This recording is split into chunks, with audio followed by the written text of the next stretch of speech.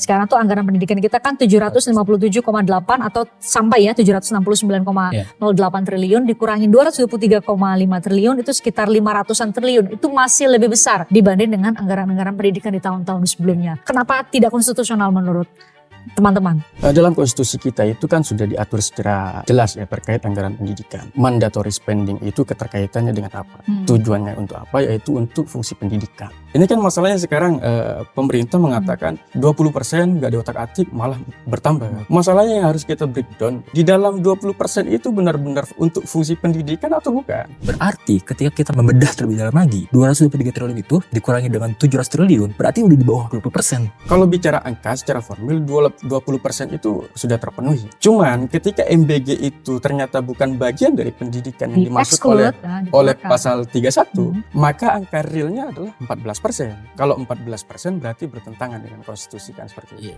Bagi yang mendukung MBG masuk ke dalam anggaran pendidikan, dikatakan bahwa anggaran pendidikan 20% itu tidak serta-merta hanya keluar dari pos anggaran pusat. Ada yang keluar melalui transfer ke daerah, which is sebenarnya katanya dari anggaran yang disediakan oleh oleh negara per tahun 63-65% itu kemudian ditransfer ke daerah, maka kepala-kepala daerah yang akan menentukan lewat APBD masing-masing yang merupakan transfer dari pusat tersebut untuk bisa mengalokasikan anggaran. Gak masalahnya sektor komponen anggaran pendidikan yang terpangkas paling banyak itu transfer pusat ke daerah. Sebenarnya pemerintah kepala-kepala daerah kita ini sekarang kebingungan sebenarnya. Pengen mengeluh cuman nggak bisa mengeluh.